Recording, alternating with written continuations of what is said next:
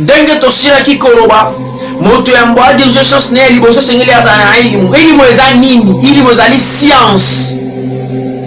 ndene araba bengi yango elimu c'est connaissance nini connaissance spirituelle nde ya mibale na nde totalisaki ya liboso na émission eleki deuxième chose ezali nini deuxième chose esengeli moto azala na entraînement amesanisa molimo na ye na ilimu na science to na connaissance spirituelle oyo ayebi soki ayebi nzambe esengeli asambelaka mingi na butu mpe bato ya satan soki otali bandoki chaque butu babimaka soki azobima te akomi faible spirituel c'est-à-dire oui azodirige ilimu science na ye wana ya malchance koluka nango batu kobongisa nango batu aveuglement moto azokanisa ndira azobonga na pouvoir satanique non tu es aveuglé il y aura un jour pouvoir wani kotrahir yo est-ce que tu veux comprendre donc deuxième position pour moto adiriger chance na esengeli azala na asalaka mingi ya entraînement yulazimu nafsahu au lisanahu bidhikrillah amesanisa molimo na yeto lolemo na ye na kosalaka rappel ya nzambe ndenge oyo pouvoir gauche basalaka ya bango basataniste c'est-à-dire yo mpe musulman c'est oza na kombo moko oyo simba oyo obengaka oza na verset moko ya nzambe oyo okangami na yango pamba te chaque verset ezali na pouvoir na yango fo wakalamu droit eza maloba ya nzambe soki maloba ya baprésident ya mokili ya lelo alobi etikali historique mpe bato bakangami na yango esali idéologie ne jamais trahir le Congo bato bakangami na idéologie wana mpe esali bango bongo combien de fois maloba ya nzambe donc soki okangami na yango omesanisi molimo na yo na liloba wana to na kombo moko ya nzambe obengaka Al-Shaddai le miséricorde omniconnaissant ukangami na kombo moko wana ya makasi bani komesanisa molimo ozokende parmi bamakambo oyo kofacilité obanda kodirige chance et puis ya misato ezali nini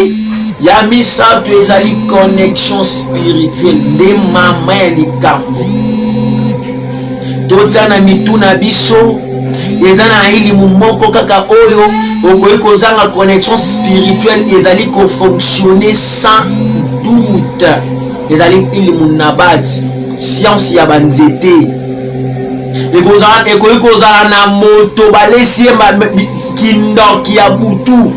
ekoki kozala na moto babwakeli maladi ya butu ekoki kozala na moto bakangi ye libala na butu ekoki kozala na moto bakangi ye bana na butu totoloba na butu c'est-à-dire science gauche pouvoir gauche oyo tobengi la sorcellerie. Donc eza na science moko science wana ya banzete moto akoki kozala na connexion ya butu te aza mpe na connexion spirituelle te ma azwi likasa oyo asangisi atie na mwa yosokoli mpe okomi desenvoûté azwi nzete oyo asangisi akuti mpe amelisi yo osandi kindoki c'est-à-dire